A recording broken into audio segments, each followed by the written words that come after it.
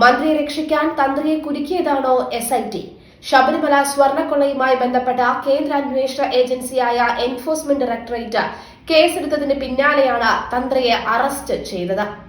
ED വന്ന മന്ത്രിയെ പിടിക്കുന്നതിന് മുൻപ് തന്ത്രിയെ പിടിച്ച ചിത്രം മാറ്റാനാണോ നീക്കമെന്നാണ് സംശയം. യുവതീ പ്രവേശന സമയത്ത് സർക്കാരിനെതിരെ കൃത്യമായ നിലപാട് എടുത്തയാളാണ് തന്ത്രി രാജീവൻ. ശബരിമല സ്വർണ്ണക്കൊള്ളയുമായി ബന്ധപ്പെട്ട കട്ടളപ്പാളി കേസിൽ അറസ്റ്റിലായ തന്ത്രി കണ്ഠര രാജീവനെ റിമാൻഡ് ചെയ്തു.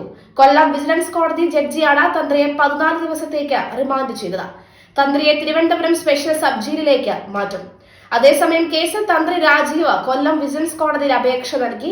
ജാമ്യാപേക്ഷ 13-ന് കൊല്ലം വിജിലൻസ് കോടതി പരിഗണിക്കും. തന്ത്രിയെ കൊട്ടാരക്കരയിലെ കൊല്ലം വിജിലൻസ് കോടതി ജഡ്ജ് ഡോക്ടർ CS മോഹിതിന് മുമ്പാകെ SIT സംഘം ഹാജരാക്കിയിരുന്നു. ജഡ്ജിയുടെ ക്വാർട്ടേഴ്സിലാണ് തന്ത്രി രാജീവനെ എത്തിച്ചത്. തുടർന്ന് കോടതി തന്ത്രിയെ റിമാൻഡ് ചെയ്യുകയായിരുന്നു. ഇന്നലെ രാവിലെയാണ് തന്ത്രിയെ ശബരിമല സ്വർണ്ണക്കൊള്ള കേസിൽ കസ്റ്റഡിയിലെടുക്കുന്നത്. മണിക്കൂറുകൾ നീണ്ട ചോദ്യം ചെയ്യലിനൊടുവിൽ ഉച്ചയ്ക്ക് ശേഷമാണ് അറസ്റ്റ് രേഖപ്പെടുത്തിയത്. തുടർന്ന് ഇന്നലെ വൈകിട്ടോടെ തിരുവനന്തപുരം ജനറൽ ആശുപത്രിയിൽ എത്തിച്ച വൈദ്യപരിശോധന നടത്തി. ഇതിനുശേഷമാണ് കൊല്ലത്തേക്ക് കൊണ്ടുപോയത്. ശബരിമല സ്വർണ്ണക്കൊള്ള കേസിലെ ഗൂഢാലോചനയിൽ തന്ത്രി പങ്കാളി എന്നാണ് SITയുടെ അറസ്റ്റ് റിപ്പോർട്ടിൽ പറയുന്നത്. കട്ടളപ്പാളികൾ കൊണ്ടുപോകുന്നത് തന്ത്രി തടഞ്ഞില്ലെന്നും ശബരിമലയിലെ മുഖ്യ പുരോഹിതനായ തന്ത്രി ആചാരങ്ങൾ പാലിച്ചില്ലെന്നും അറസ്റ്റ് റിപ്പോർട്ടിൽ പറയുന്നു. സ്വർണം പതിച്ചതാണെന്ന് അറിവുണ്ടായിരുന്നിട്ടും വീഴ്ച വരുത്തിയെന്നും റിപ്പോർട്ടിൽ പറയുന്നു. പാളികൾ കൊണ്ടുപോകുന്നത് ആചാര ലംഘനമെന്ന് ബോർഡിനെ അറിയിച്ചില്ലെന്നും അറസ്റ്റ് റിപ്പോർട്ടിലുണ്ട്. തന്ത്രി മറ്റ് പ്രതികൾക്കൊപ്പം ഗൂഢാലോചന നടത്തി ദേവസ്വം ബോർഡിന് നഷ്ടമുണ്ടാക്കിയെന്നും തന്ത്രിയുടെ അനുമതിയോടെ അല്ല കട്ടളപ്പാളികൾ കൊണ്ടുപോയത് എന്നും എന്നിട്ടും ഇക്കാര്യം ദേവസ്വം ബോർഡിനെയോ ബന്ധപ്പെട്ടവരെയോ അറിയിച്ചില്ലെന്നും SIT റിപ്പോർട്ടിൽ പറയുന്നു. രാജീവനെ അറസ്റ്റ് ചെയ്തതോടെ ശബരിമല കൊള്ള ശബരിമലയ്ക്കുള്ളിൽ തന്നെ നടന്ന ഒന്നാണ് എന്ന് വരുത്തി തീർക്കാൻ സർക്കാരിന് കഴിഞ്ഞു. ഇതുതന്നെയായിരുന്നു സർക്കാരിന്റെ ലക്ഷ്യം. മാധ്യമങ്ങൾ പൂർണ്ണമായി തന്ത്രിക്ക് പിന്നിൽ അണിനിരന്നു. തന്ത്രി സ്വർണം കട്ടതായി റിമാൻഡ് റിപ്പോർട്ടിൽ പറയുന്നില്ല. തികച്ചും സാങ്കേതികമായ പിഴവുകളാണ് തന്ത്രിയെക്കുറിച്ച് പറയുന്നത്. എന്നിട്ടും അദ്ദേഹത്തെ അറസ്റ്റ് ചെയ്തു. എന്നാൽ ഉണ്ണികൃഷ്ണൻ പോറ്റിയെ തനിക്ക് പരിചയപ്പെടുത്തിയത് മന്ത്രിയാണ് എന്ന് പത്മകുമാർ പറഞ്ഞതായുള്ള മൊഴി പുറത്തു വന്നിട്ടും അദ്ദേഹത്തെ അറസ്റ്റ് ചെയ്തില്ല. ഇതിൽ നിന്നും സ്വർണ്ണക്കൊള്ള ശബരിമലയിലെ ആഭ്യന്തര കാര്യമാണ് എന്ന് വരുത്തി തീർക്കാനുള്ള സർക്കാർ ശ്രമം പുറത്തു വന്നു. തന്ത്രിയെ അപമാനിച്ച് ശബരിമലയെ മോശമാക്കാനാണ് സർക്കാർ ശ്രമം. ഇതിനെതിരെ കുമ്മനം രാജശേഖരൻ അടക്കമുള്ള BJP നേതാക്കൾ രംഗത്തെത്തി കഴിഞ്ഞു. ദേവസ്വം ബോർഡിൽ നിന്ന് ശമ്പളം പറ്റുന്ന വ്യക്തിയായ തന്ത്രി ഇക്കാര്യത്തിൽ വീഴ്ച വരുത്തിയെന്നാണ് SITയുടെ കണ്ടെത്തൽ. അനുമതിയില്ലാതെ കൊണ്ടുപോയെന്ന് തന്ത്രി അധികൃതരെ അറിയിച്ചില്ലെന്നും പാളികൾ ഇളക്കുന്ന ദിവസം ഉൾപ്പെടെ ശബരിമലയിൽ ഉണ്ടായിട്ടും മൗനാനുവാദം നൽകിയെന്നും തന്ത്രിയുടേത് കുറ്റകരമായ മൗനാനുവാദമാണെന്നുമാണ് SITയുടെ അറസ്റ്റ് നോട്ടീസിൽ പറയുന്നത്. ദേവന്റെ അനുരഞ്ജന വാങ്ങാതെയാണ് കട്ടളപ്പാളികൾ കൈമാറിയത് എന്നും അറസ്റ്റ് റിപ്പോർട്ടിൽ പറയുന്നു. തിരുവിതാംകൂർ ദേവസ്വം ബോർഡ് പോറ്റിക്ക് പാളികൾ കൈമാറിയപ്പോൾ തന്ത്രി തടഞ്ഞില്ലെന്നും ആചാര ലംഘനത്തിനെതിരെ യാതൊരു നടപടിയും തന്ത്രി സ്വീകരിച്ചില്ലെന്നും കട്ടളപ്പാളി കൊണ്ടുപോകാൻ ഒത്താശ ചെയ്തുവെന്നും അറസ്റ്റ് റിപ്പോർട്ടിൽ പറയുന്നു. കട്ടളപ്പാളികൾ ഇളക്കുന്നത് തന്ത്രിയുടെ പണിയല്ല, അത് ദേവസ്വം ബോർഡിന്റെ ജോലിയാണ്. തന്ത്രിക്ക് ദേവസ്വം ബോർഡിന്റെ തീരുമാനം തടസ്സപ്പെടുത്താൻ തന്ത്രിക്ക് അധികാരമില്ല എന്ന് തന്ത്രിയുടെ അഭിഭാഷകൻ അഡ്വക്കേറ്റ് CD അനിൽ പ്രതികരിച്ചു. തന്ത്രി ഒരു കീഴുദ്യോഗസ്ഥൻ മാത്രമാണെന്നും അറസ്റ്റ് നടപടിയിൽ തന്ത്രിയുടെ മൗലികാവകാശം ലംഘിക്കപ്പെട്ടുവെന്നും അനിൽ പറയുന്നു. തന്ത്രിക്ക് യാതൊരു സാമ്പത്തിക ലാഭവും ഇല്ലെന്നും ആചാര ലംഘനം നടത്തിയെന്ന് പറയുന്നത് നിയമപരമായി നിലനിൽക്കാത്ത വാദമാണെന്നും അനിൽ പറഞ്ഞു. തന്ത്രിയെ അറസ്റ്റ് ചെയ്തതിന് പിന്നാലെ സഖാക്കൾ സമൂഹ മാധ്യമത്തിൽ അത് ആഘോഷിക്കാൻ തുടങ്ങിയതോടുകൂടിയാണ് തന്ത്രിയുടെ അറസ്റ്റിൽ ചിലർക്കെങ്കിലും സംശയം തോന്നിയത്.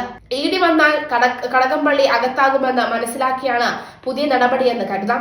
കേസെടുത്തതിന് പിന്നാലെ ED enforcement case information report register ചെയ്തു. ക്രിമിനൽ കേസുകൾ അന്വേഷിക്കാൻ പോലീസ് FIR രജിസ്റ്റർ ചെയ്യുന്നത് പോലെയുള്ള നടപടികൾ ECIR കള്ളപ്പണം തടയൽ നിയമപ്രകാരമുള്ള വകുപ്പുകൾ ചുമത്തിയാണ് കേസ് എടുത്തിരിക്കുന്നത്. ഒറ്റ കേസായി പരിഗണിച്ച ക്രൈംബ്രാഞ്ച് FIRലെ എല്ലാവരെയും പ്രതികളാക്കിയാണ് ED അന്വേഷണം നടത്തുക. കൊല്ലം വിജിലൻസ് കോടതി ഉത്തരവനുസരിച്ചാണ് ശബരിമല കേസ് ED അന്വേഷിക്കുന്നത്. കേസുമായി ബന്ധപ്പെട്ട മുഴുവൻ രേഖകളും EDക്ക് കൈമാറാൻ കോടതി നേരത്തെ ഉത്തരവിട്ടിരുന്നു. കള്ളപ്പണം വെളുപ്പിക്കൽ തടയൽ നിയമപ്രകാരം കേസ് രജിസ്റ്റർ ചെയ്തതോടെ പ്രതികളുടെ സ്വത്തുക്കൾ ED കണ്ടുകെട്ടും. കേസിലെ മുഖ്യപ്രതി ഉണ്ണികൃഷ്ണൻ പോറ്റി, ചെന്നൈ സ്മാൾ ക്രിയേഷൻസ് ഉടമ പങ്കജ് ഭണ്ഡാരി, ബെള്ളാരിയിലെ ജ്വല്ലറി ഉടമ ഗോവർദ്ധൻ എന്നിവ നടത്തിയ സാമ്പത്തിക ഇടപാടുകൾ സംബന്ധിച്ച രേഖകളാണ് ED ആദ്യഘട്ടത്തിൽ പരിശോധിക്കുക. കൊച്ചി അഡ്മിനിസ്ട്രേറ്റീവ് ഡയറക്ടർ രാകേഷ് കുമാറിന്റെ മേൽനോട്ടത്തിലാണ് അന്വേഷണം.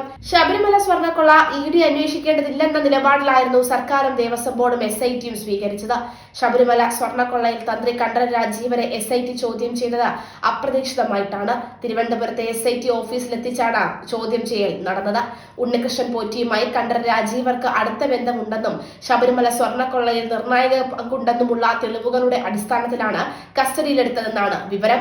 ഉണ്ണികൃഷ്ണൻ പോറ്റിയെ ശബരിമലയിൽ എത്തിച്ചത് കണ്ഠരര് രാജീവരാണെന്ന് പത്മകുമാർ അടക്കം മൊഴി നൽകിയിരുന്നതാണെന്ന് വിവരം. ഈ മൊഴിയുടെ അടിസ്ഥാനത്തിൽ വെള്ളിയാഴ്ച രാവിലെയാണ് SIT ഓഫീസിലേക്ക് രാജീവരെ വിളിച്ചു വരുത്തിയത്. ശബരിമല സ്വർണ്ണക്കൊള്ള കേസിൽ താന്ത്രിക വിധി പ്രകാരമുള്ള കാര്യങ്ങൾ മാത്രമാണ് അവിടെ താൻ ചെയ്തിട്ടുള്ളതെന്ന് തന്ത്രി കണ്ഠരര് രാജീവർ പറഞ്ഞു. തീരുമാനങ്ങൾക്ക് ദൈവഹിതം നോക്കി അനുമതി നൽകുക മാത്രമാണ് തന്റെ ജോലിയെന്നും കണ്ഠരര് രാജീവർ മാധ്യമങ്ങളോട് പറഞ്ഞു. കേസിലെ മുഖ്യപ്രതിയായ ഉണ്ണികൃഷ്ണൻ പോറ്റിയെ തനിക്ക് അറിയാം, എന്നാൽ പോറ്റിയെ അവിടെ കൊണ്ടുവന്നത് താനല്ലെന്നും അദ്ദേഹം പറഞ്ഞു. സ്വർണം പൊതിഞ്ഞ കവചങ്ങളായിരുന്നു ദ്വാരപാലക ശില്പത്തിലുണ്ടായിരുന്നതെന്ന് കണ്ഠരര് രാജീവർ പറഞ്ഞു. വെറും ചെമ്പ് ഒരിടത്തും വെക്കാറില്ല. സംഭവത്തിൽ കോടതി അന്വേഷണത്തിന് ഉത്തരവിട്ടതാണ്. കോടതിയിൽ വിശ്വാസമുണ്ട്.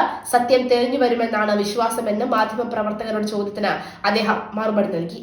2019 ദ്വാരപാലക ശില്പത്തിലെ സ്വർണ്ണപ്പാളികൾ അറ്റകുറ്റപ്പണിക്കായി കൊണ്ടുപോയത് തന്റെ അനുമതിയോടെ അല്ല. നവീകരണത്തിന് തന്റെ അനുമതി തേടി കത്തു തന്നിരുന്നു. കേടുപാടുകൾ പറ്റിയാൽ അറ്റകുറ്റപ്പണികൾ നടത്താം, അതിനാൽ അനുവാദം കൊടുത്തു. പക്ഷേ പുറത്തു കൊണ്ടുപോയി വന്ന കാര്യത്തെക്കുറിച്ചൊന്നും പറഞ്ഞിരുന്നില്ല. അവിടെ വെച്ച് നവീകരിക്കുമെന്നാണ് കരുതിയിരുന്നതെന്നും അദ്ദേഹം പറഞ്ഞു. ഉണ്ണികൃഷ്ണൻ പോറ്റിയെ നേരത്തെ പരിചയമുണ്ട്.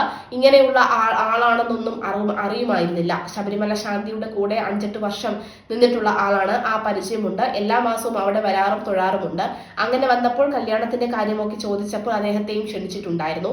അതല്ലാതെ ഉണ്ണികൃഷ്ണൻ പോറ്റിയെ കുറിച്ചുള്ള മറ്റ് പശ്ചാത്തലങ്ങളൊന്നും അറിയില്ല എന്നായിരുന്നു തന്ത്രി പറഞ്ഞത്.